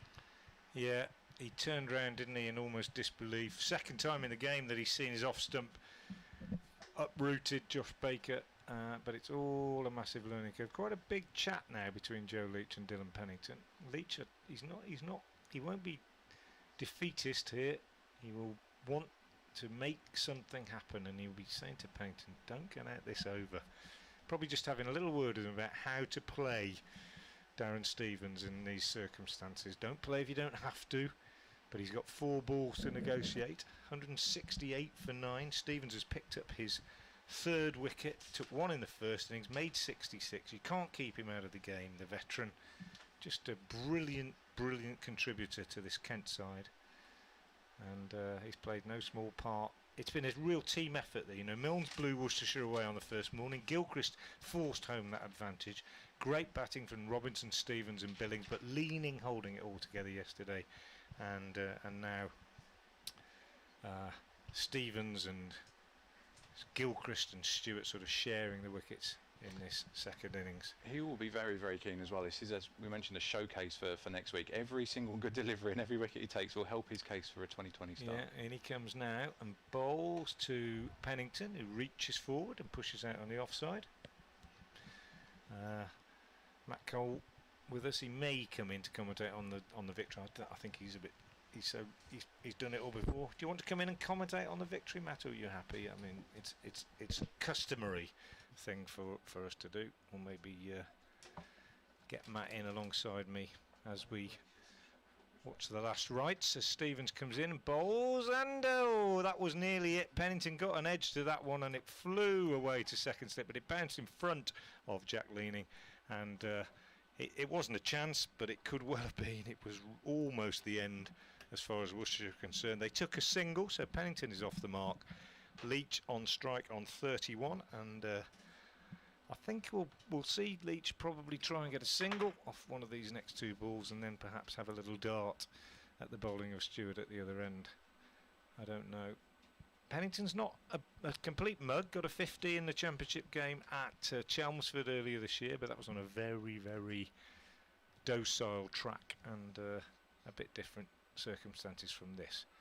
Zach Crawley just making one change to the field, mid-off coming up a little bit closer. Two slips in place as Stevens comes in to bowl to Leach, and he lets that go outside the off stump. Late decision to leave it, but a good one, and taken by Ollie Robinson. So 3 men out today. Cox LBW Milnes 2, Barnard LBW Stewart 44, which was my fault, as I was just saying how well Leach and Barnard were playing, and Baker bowled by Darren Stevens for 1 wicket, going down at 101. 157 after a good 8th wicket partnership, and 168. Here's Stevens, bowls to Leach, and he doesn't get the single that he wanted to keep the strike, because that's a really good line and length delivery from Stevens, and Leach can only push it to mid-wicket, and there's no run. So 169 for 9, Worcestershire 91 the deficit.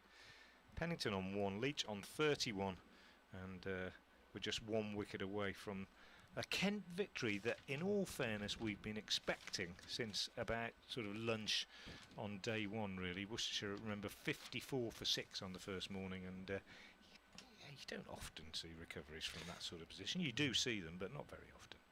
Very gracious of you to allow me to attempt to commentate on the final wicket, though. Richard Ray was equally magnanimous at Grace Road last week.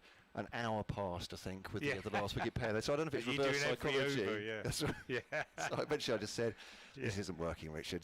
Just, the listeners have had enough well, of this. I've got the big wicket for you this morning, so I thought it was only right that you'd get the last one. Stewart to bowl to Pennington then. 2 slips in the gully in behind him. Close field otherwise. That's racked him. Has he on the toe? No. I think he's played it into the onside.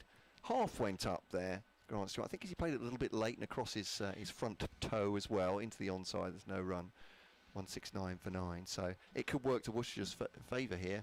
Almost got the Leicestershire Century partnership doing that last week. So who knows? Well, I phoned home last night. I said, expect me home for tea. So it's a long drive, but you never know. Stewart then to bowl to Pennington on a full-length delivery, played into the onside to Cadry, who's close there. 2 cut strips, 3 cut strips away on the leg side. Got Logan in there at a fairly shortish point as well, about 3 strips away as well. As well as 2 slips and a gully, mid-on, mid-off. Nathan Gilchrist is keeping the umpire company at square leg. There's a long leg as well. Matt Milnes has moved out of the shade of pylon 3 now. He cooled off enough. Stewart then bowls to Pennington.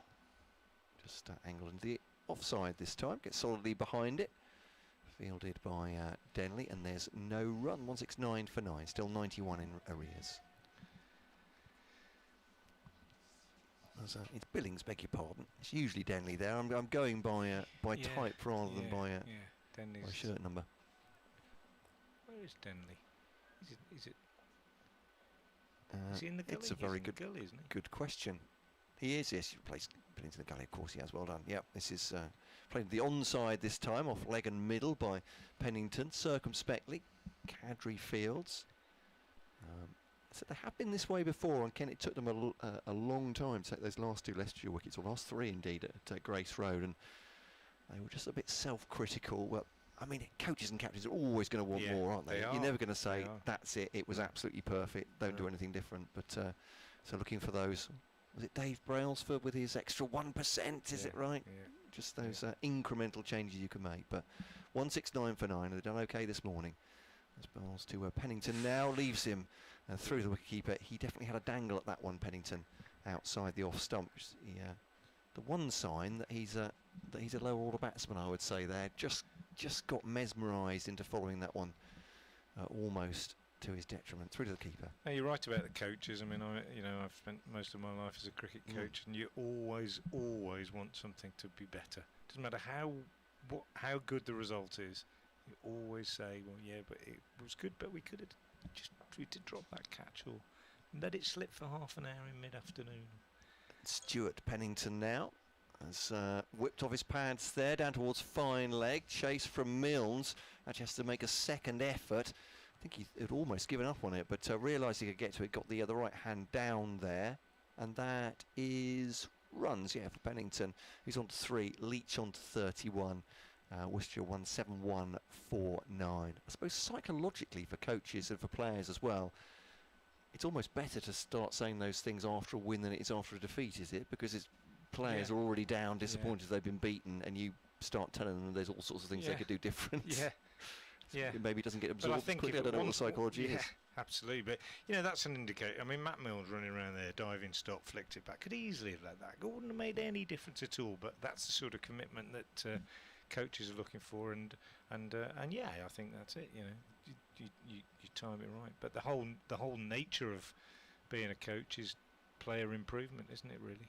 I'll let you carry on. Stevens then to bowl to Leach, beats him outside the off stump. Just had a message from Dave Bradley, our old colleague, who says, in view of me letting you commentate, he says, Worcestershire against Somerset a few seasons ago, handed over to Anthony Gibson for the last wicket. Record last wicket stand for Worcestershire. He was commentating for 3 hours. Just careful what you wish for sometimes, I think, yes. Yeah. Need a cup of tea after that. Stevens then to Leach, drives it back past the bowler, past the ankles of Stevens. Denley's after it for Chase. Will he stop it? He made a very good effort at it, but eventually he's hit the rope. So too has the ball, and it's 4 runs for Leach, who goes on to 35, 175 for 9. Yeah, I can't beat that, certainly. Well, you might. Thanks, brothers. A bar's been set. He's hoping. Yeah. He just doesn't want me to get home early. That's what it is. It's set up now, isn't it? There's a massive stand then, obviously bowling at Kent, probably 20 overs to go this evening. Have them 6 down by the end of the third day, and very, very interesting. The Walter Mitty world. The Worcestershire fan. I'm building it. Stevens to Leach, into the onside this one. All that shout was for, I don't think from Stevens, but just gently played up to Billings at mid wicket. And there's no run. And Frank's off to do an update very shortly. Indeed so. Thanks to Frank Watson.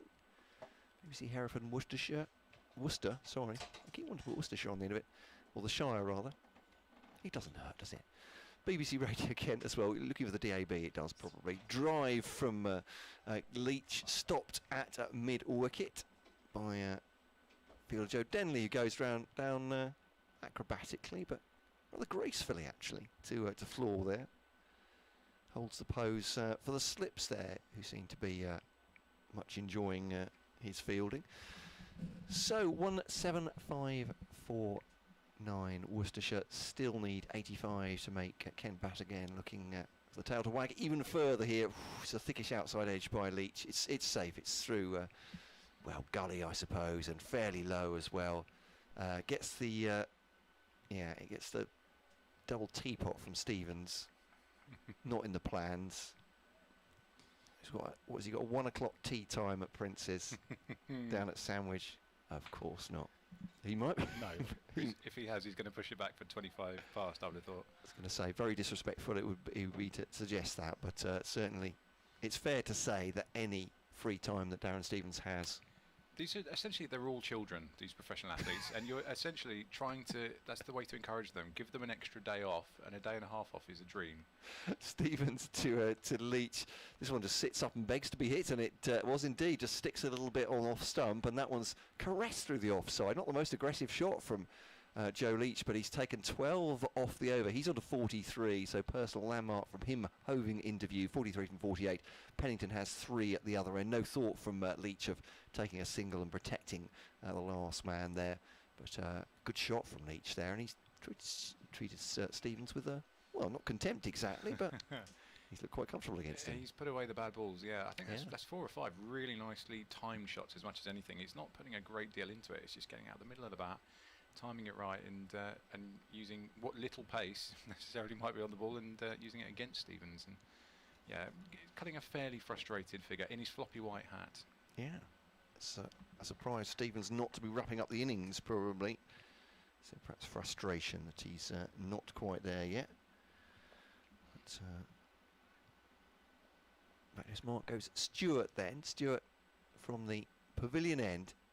4 slips in behind Pennington. Got the guns out now. As they bowl to him, he leaves it outside the off stump. No run. Encouraged perhaps by a little dangle he had at the end of the last over from Stewart. Well, Kent are closing in on that innings victory against Worcestershire. They've taken another 2 quick wickets. Ed Barnard, a stoic 44 from him in a 56-run stand with Joe Leach. Broken that stand by Grant Stewart, having Barnard LBW one that nipped back and took the pad. And then we've just seen a Baker go bowled by Stevens 4-1. His off stump ripped out of the ground by the medium pacer. So 1 more wicket for Kent to win this. 77 runs was just short of making Kent bat again. So Kent will take victory assuredly here unless a cricketing miracle happens here. Stewart and Stevens are pouring at the defences of the batters to try and make that happen. But Kent have done very well over the 2 and a bit days so far. Looking to wrap it up before lunch here at Canterbury. Commentary continuing by the BBC Sport website and app.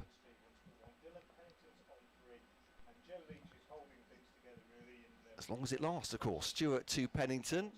Just a push into the offside. It's fielded by Gilchrist at extra cover, and there's no run. Just 1 boundary fielder when Pennington is batting at deep, long leg. I think they batted long enough to guarantee that lunch. That's the thing. They've pretty much got what they wanted. The lunch will be being prepared.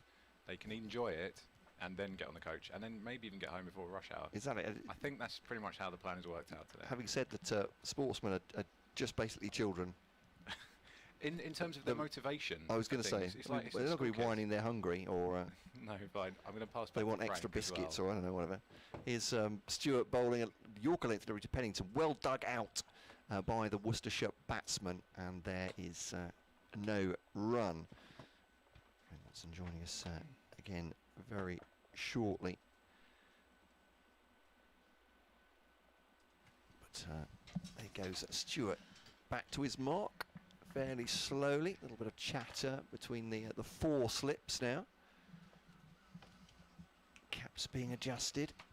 Hands on knees now. As Stewart comes in to bowl to Pennington. Guided out the offside. It's decent enough. Not aggressing, but just steering it towards James Logan, and he takes a single with a ball to go of this Stewart over. Kent won't mind that too much, him being at the perhaps at the striker's end for the next over, but it doesn't look like Joe Leach is trying to protect him, Frank, at this point. No, he's not. Is he not too much? And there's too long to go, isn't there? You can't really do that all day. But as I say, made a 50 at Chelmsford at the beginning of the season, Pennington. So he's not a complete rabbit. We had the rabbit discussion and the ferrets the other day on day 1. We had people sending us suggestions for ferrets. Ferrets are going after the rabbits, so that was fun. Actually, I don't think it was day 1. It might have been the other last game I did against against Sussex. It all merges into one, doesn't it? So ferrets are bowlers that love to... Ferrets are so bad they go in after the I rabbits. see. So go off. I see. Sorry. Yeah. I thought I was more thinking of a predatory thing. This one flicked off his pads by Leach. He might get himself a single here. It's going to go for 4 though.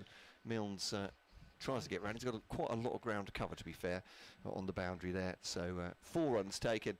Leach goes on to 47 from 49 balls, is that? And 13 balls for Pennington's 4 so far. Stevens will continue from this pavilion end. Been joking about Darren Stevens' status as a county cricket legend. Dylan Pennington actually called him the GOAT in an interview the other day, and I had to explain to 1 or 2 people what he meant, greatest of all time. But he's got his own personal manservant, hasn't he? Every over, the 12th man comes on with the towel and a drink, and he takes his hat off, wipes himself down, has a little drink, and then goes off to bowl his over, and then comes back, and then his valet comes out again at the end of the next over. It's fantastic.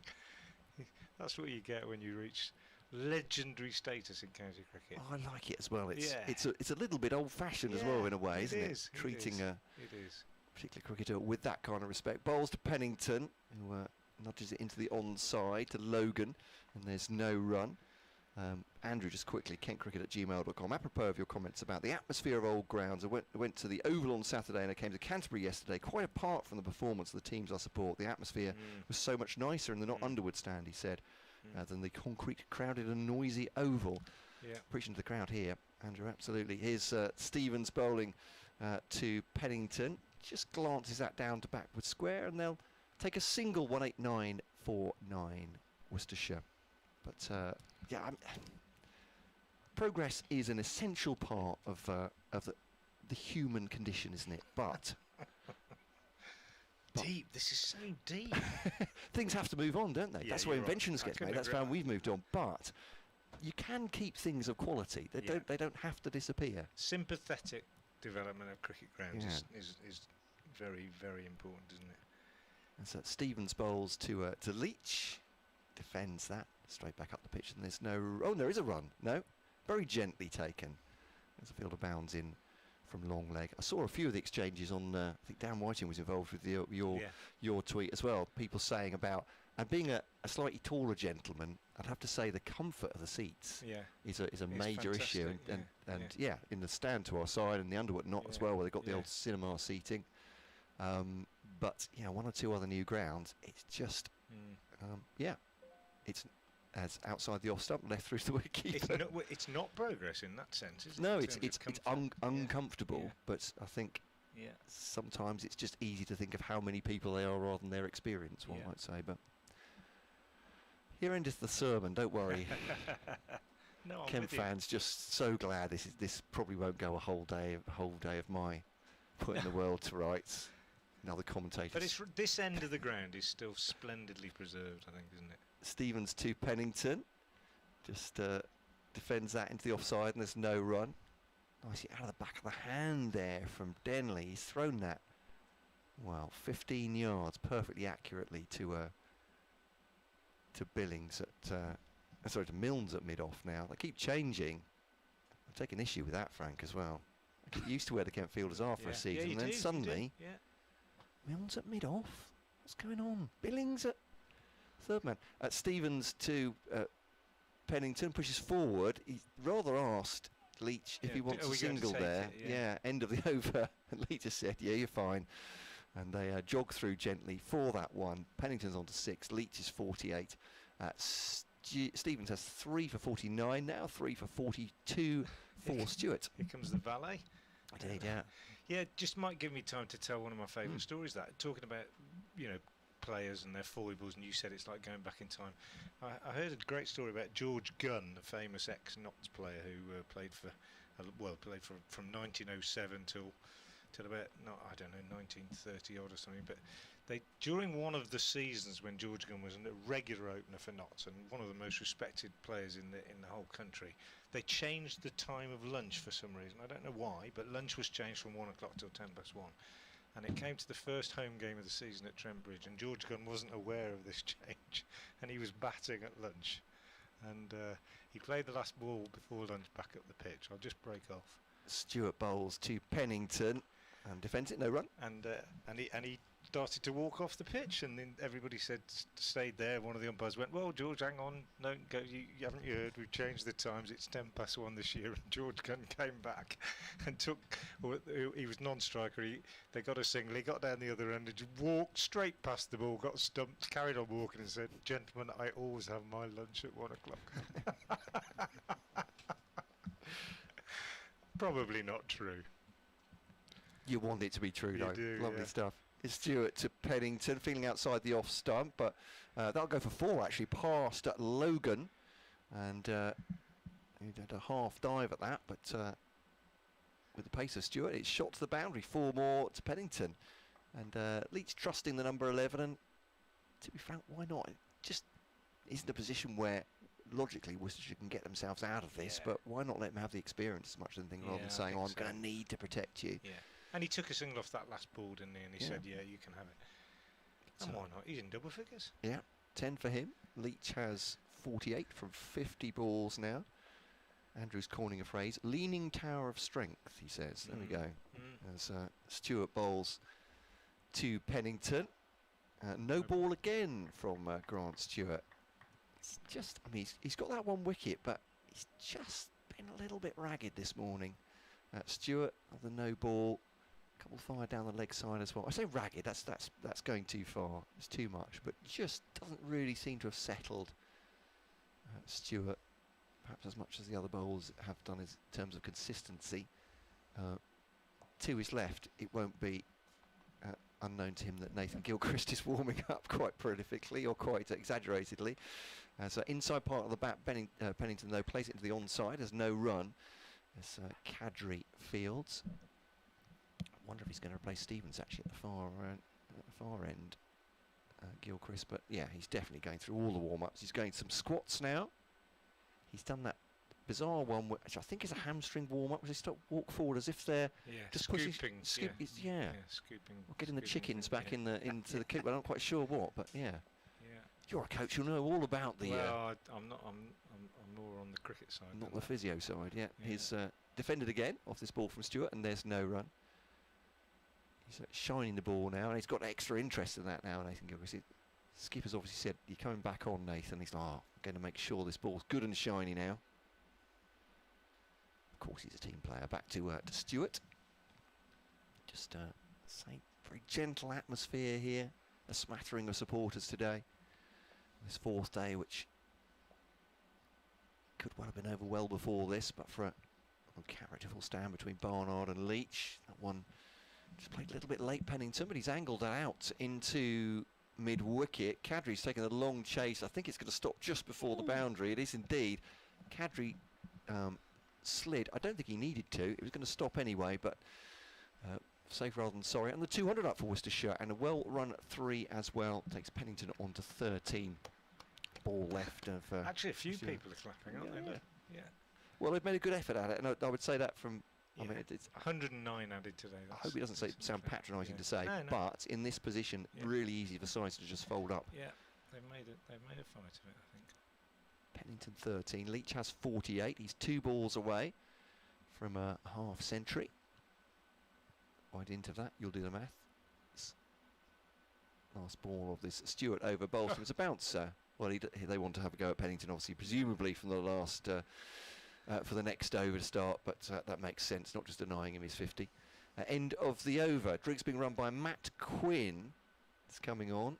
He's now valet to Nathan Gilchrist. There we are. It's the sort of treatment you get. He's got the job. Personal butler. He did so well with Aaron Stevens. He's been kept on.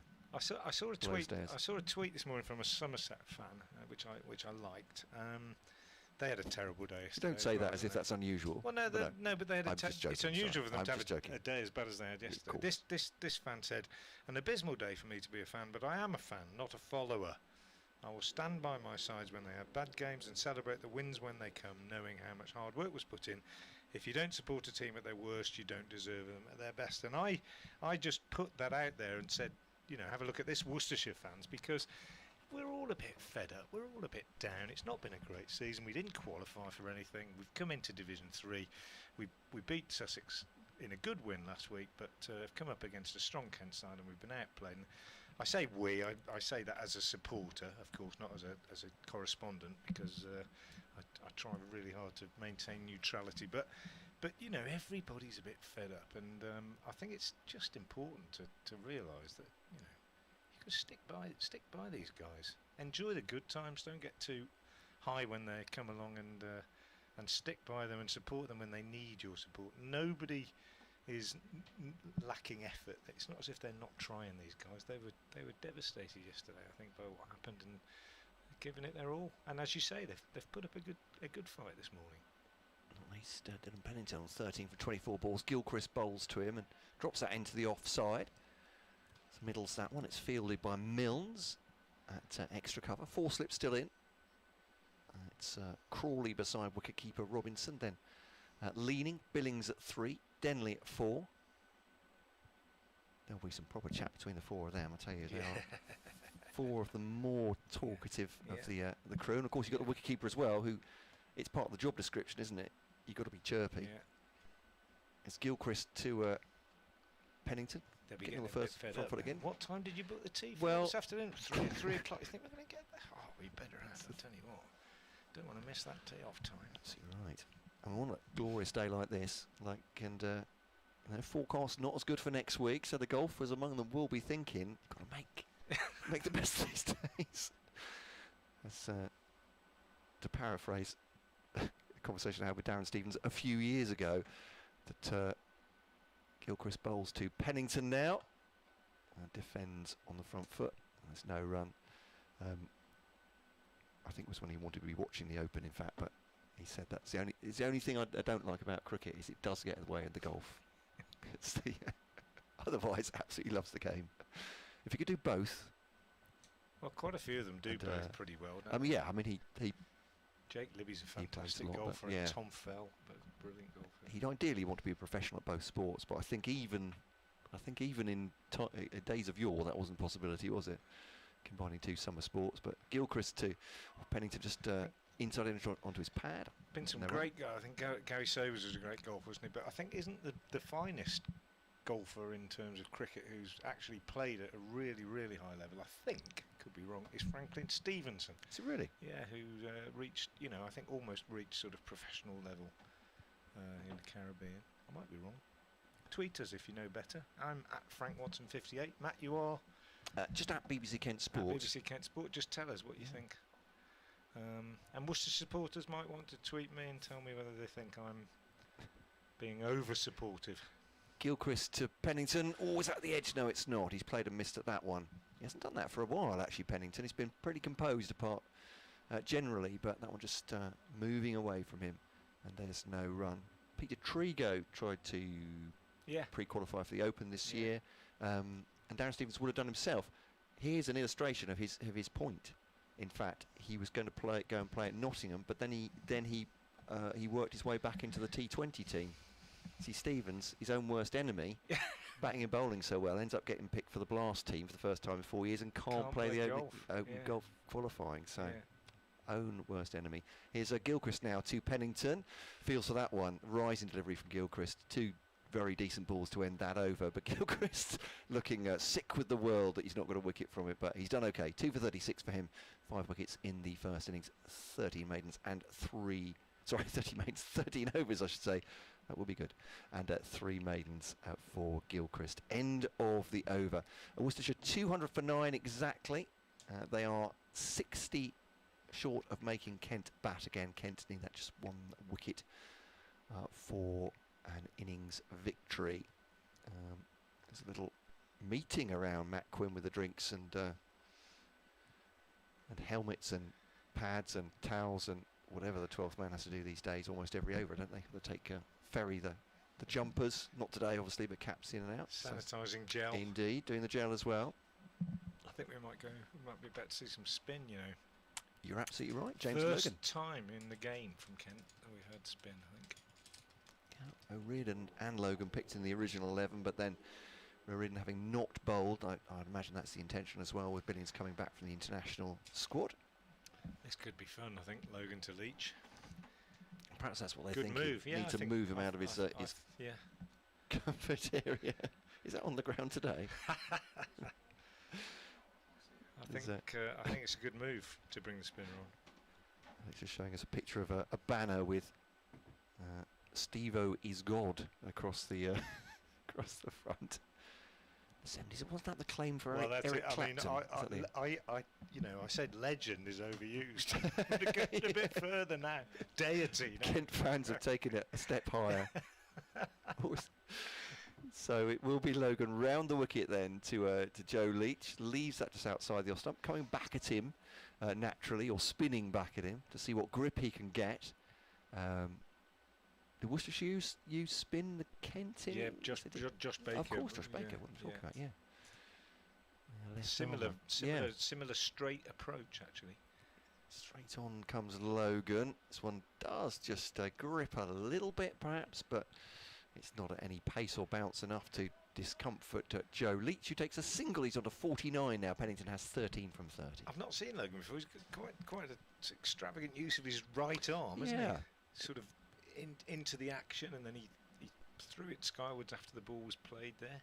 Clearly quite a rehearsed practice routine, like a lot of bowlers that he feels he has to follow. Nothing wrong with that. He's up on his toes. I described it the other day like Fred Flintstone doing his bowling. He holds and then he's up on his tippy toes, and then he waves off towards the crowd on the his right hand side, and this one keeps low. And then after he's bowled that good defence. Yes, yeah. Non-bowling arm kind of gets off into the side. I'm not sure if he did that from the start with Kemp. I've certainly started noticing it in the last few games, almost as if he is we're talking about deities.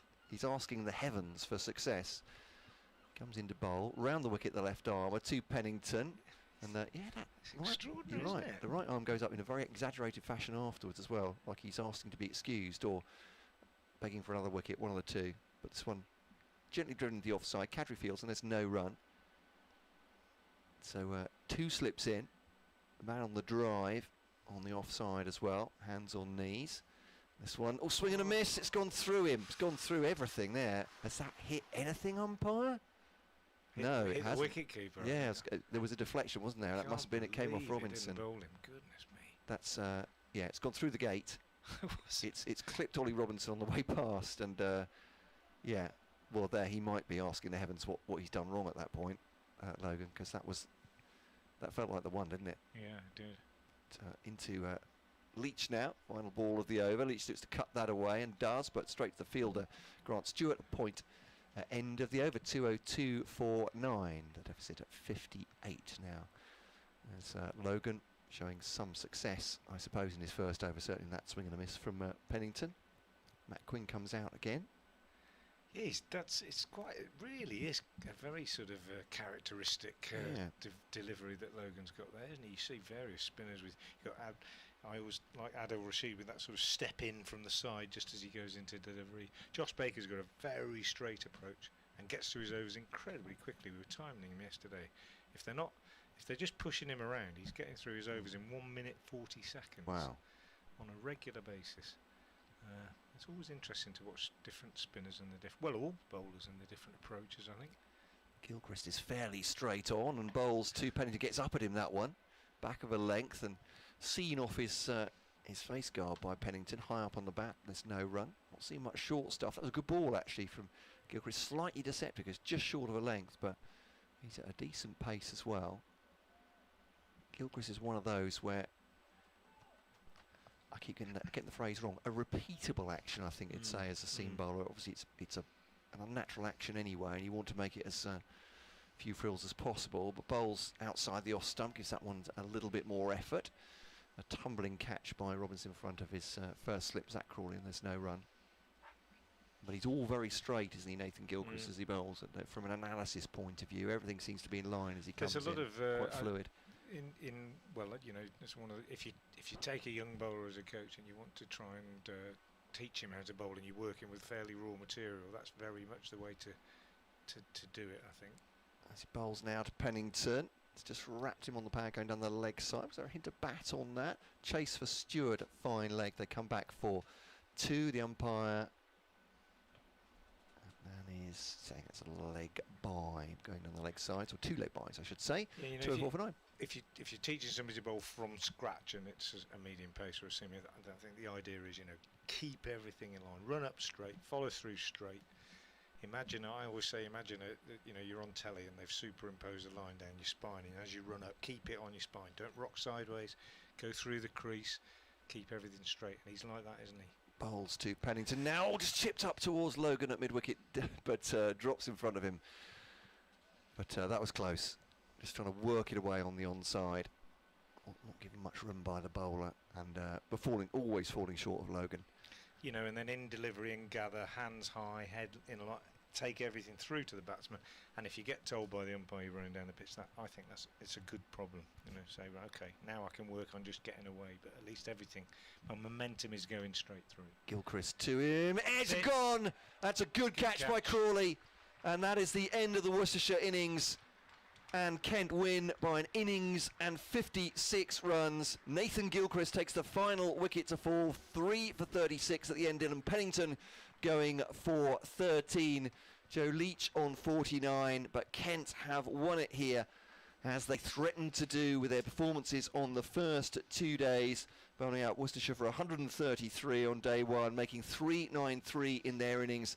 They have done the repeat task on Worcestershire, bowling them out for 204, and the innings and 56 run victory then for Kent. And it's back-to-back victories for Kent in the county championship, having waited all season for one. Those two have come along at once, and from their dominance on the first morning, Frank Watson was saying beside me, it always looked like that might be the outcome, having won the toss. A good toss to win certainly for Kent, but proved it with the ball as well, batted well. More resistance for Worcestershire in the second innings, but it is a victory for Kent here at the Spitfire Ground, St Lawrence. Yeah, by what was it, an innings and 56 runs, so absolutely comprehensive. Worcestershire dismissed for 204 in their second innings. A word for Joe Leach, who played with real spirit and determination this morning, and was only one run away from a half century when that last wicket went down. Good catch by Crawley at first slip. Excellent bowling. Alan Richardson, the Worcestershire bowling coach, commented last night on how the Kent unit of four seamers, Milne, Stevens, Stewart and Gilchrist, had operated together and backed each other up, and they continued to do so. They were patient, even though Worcestershire showed some resistance this morning, which was encouraging.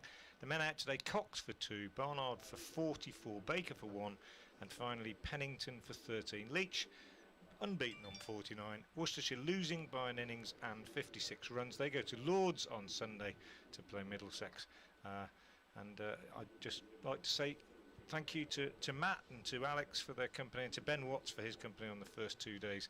I've really enjoyed my time here at Canterbury. It's just a shame that it's ended a little bit earlier than it was supposed to. Well, great pleasure to have you, Frank, and hope to see you again soon as well. So that's the final knockings of this game then. Just a couple of minutes short of what would have been a scheduled lunch on the third day. Kent have won it by an innings and 56 runs. You'll hear reaction, of course, from both camps in our bulletins during the day and tomorrow morning as well on BBC Radio Kent and BBC Radio Hereford and Worcestershire, and a quick update as well into the 12:30 news sequence of BBC Radio Kent coming up as well for me, with Julia George to tell the good people of Kent all about this victory. But thank you so much for listening and for all your emails and tweets as well over a truncated match here at the Spitfire Ground, St Lawrence. From me, Matt Cole, from Frank Watson, from Alex Hode and from Ben Watts as well. Thank you for listening, and it's Kent win by an innings and 56 runs. It's the tail of the tape here at the Spitfire Ground, St Lawrence.